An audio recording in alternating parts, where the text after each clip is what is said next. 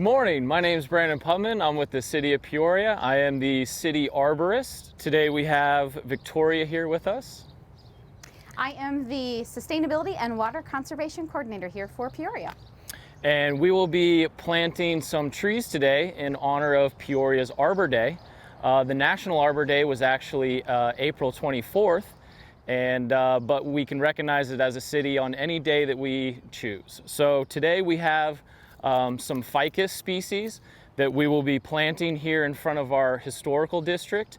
And we're going to run through the steps that we take for proper tree planting. So in the conservation world, we always like to say the right plant for the right place. Can you tell us a little bit about how that works with trees? Great question. So when we were selecting the location for these trees, we took into account the micro and macro climate around here. So our ficus trees are frost tolerant, so we took that into consideration. So we're planting them here around in some DG and some rocks. Other species are a little more prone to heat stress, so we would look to plant those in turf or use those around mulch. So you really want to consider your microclimate space, your soil coverings, and any reflected heat coming off buildings. Great question. The other thing you want to consider is the mature height of the tree. These ficuses get to be pretty large, and so we've selected a location that is free of any power lines, so we aren't going to have any conflicts in the future. We've also selected locations where they're not going to block any of the building signs in the future. And we have nice wide open space to allow this tree to grow to its full size rather than having a tighter space where maybe we need to do some improper pruning cuts in order to keep it within its space. So really considering the full size of the tree and the microclimate is selecting the right tree for the right place. So how do we pick a healthy tree from the nursery? Because that's always like the first baby step there, is picking a healthy tree. Yes, I do recommend that you do go to the nursery and select your own trees. There's just like produce in the grocery store, there's some good ones and there's some not so good ones.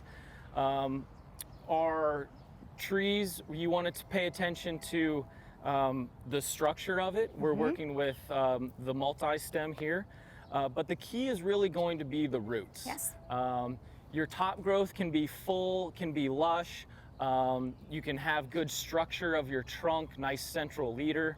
But the key is going to be the roots. And so we want to take a look down here around the what we call the trunk flare.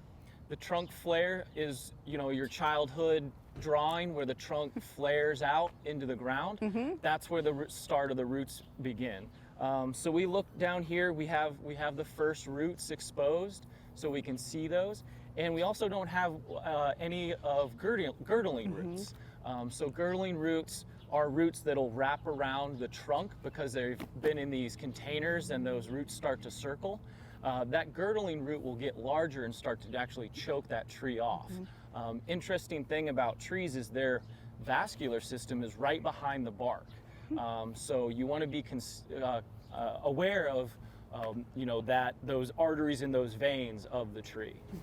I know that's a tricky one because a tree with girdled roots can look good for a few years, but then about 5 to 7 as those roots grow, then they just have a quick decline, and it's usually always about being girdled. So excellent to look for that ahead of time. Absolutely, absolutely.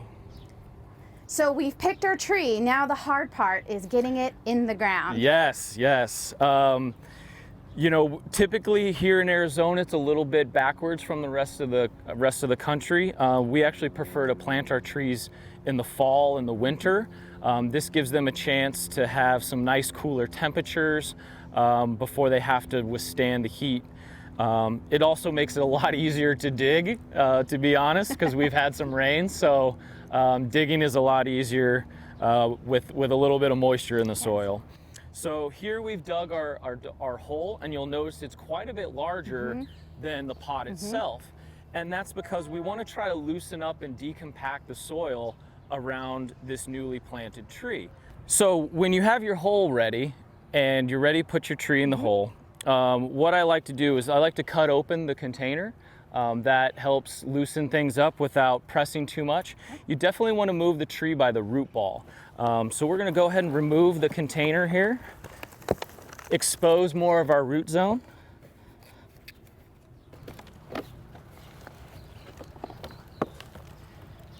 And we're going to clean off a lot of this excess potting material. We want to really get down and find where those roots are, expose that trunk flare, and separate these roots out. So I'm going to go ahead and wiggle this over, lay the tree down.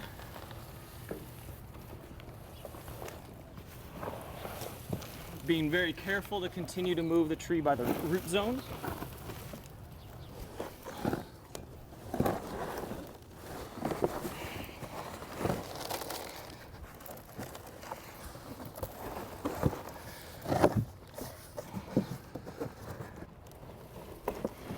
And this looks like a healthy tree. You can see by the roots there, we don't have a mass of roots that are circling that. So that's what you want to see when you get to take the pot off.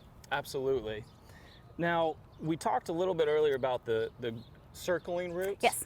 So don't be afraid to really break up this root ball. Okay. That actually helps these roots spread out and not to continue to grow in that circle. So I'm going to go ahead and take my knife here and continue to separate and spread these roots apart.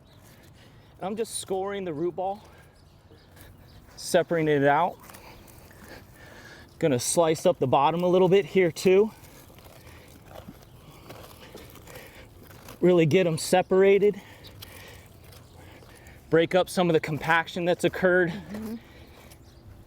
while the container was being moved around. Yeah, we got a really great root system here. A lot of times when you pull these containers off, you'll actually see mats of roots around here. We definitely want to get those separated out.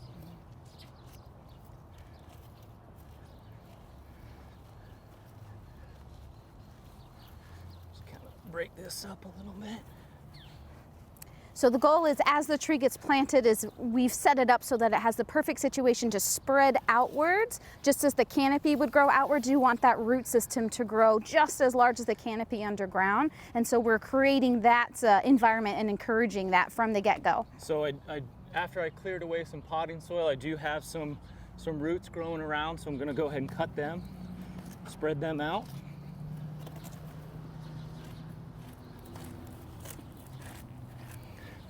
Like I said, you can't be afraid. It's true. It's true. This is going to really help your tree grow and establish much quicker if you can spread these out. So we'll go ahead and turn her up. All right.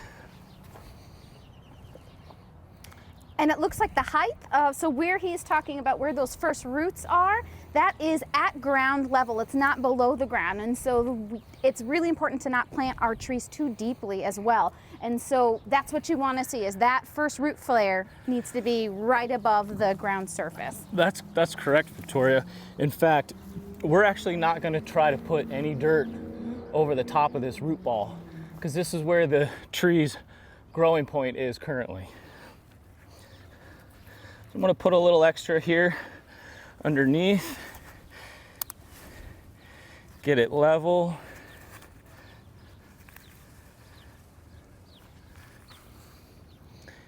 And with that, I think we're ready to backfill. All right, Victoria, I'm going to go ahead and start backfilling. Sure. So one thing to note while he's backfilling is you want to kind of do it in sections and make sure that you're packing it down. That way in certain levels, and you can also kind of tilt the tree up if you need to raise the tree and put a little soil in, and then tilt the other side up and put a little soil in. That's if you need to raise that root flare up a little bit, right? Raise the tree up to make sure that it's not too deep in the ground. But you want to definitely pack it in those different layers so that it doesn't really sink. So after that first good rain or that first soak, your whole tree sinks down a lot. So by packing it and backfilling, you are preventing that from happening.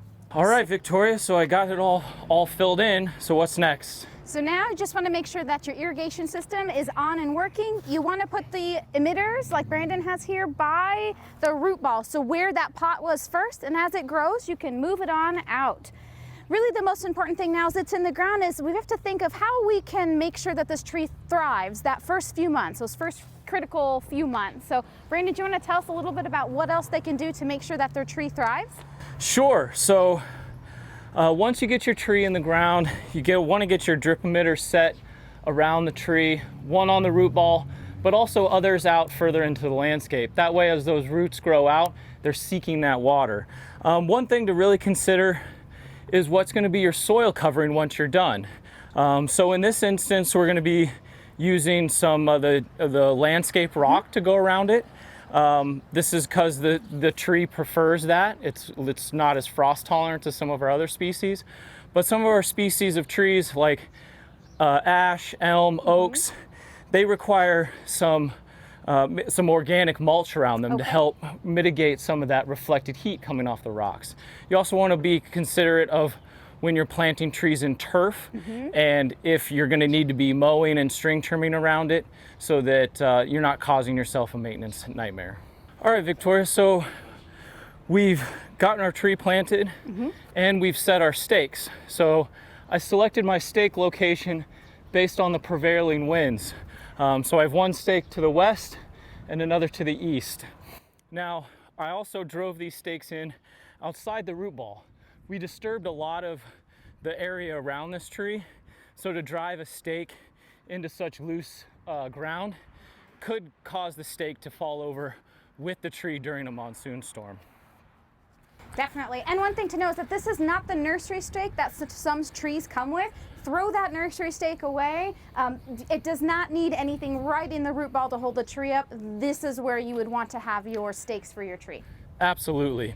The other thing that we've adopted is we will no longer use the green wire and rubber hose. That green wire, as the tree gets bigger, is not flexible enough and will girdle the tree, kill the tree eventually. So we're starting to use this arbor tie, which is like a thinner seatbelt material. So this will actually wrap around the posts. We'll run this through some of our main stems or trunks of this tree, and this material will not girdle the tree.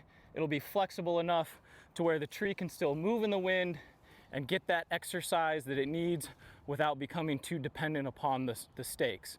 I also recommend that once the tree is established, usually after 1 or 2 years, that you remove these stakes and allow the tree to grow naturally. Yes, the stake should really never be in the ground more than that 1 or 2 years. And once it's established, throw them away. That way your tree will look lovely and will get to grow fully to its potential.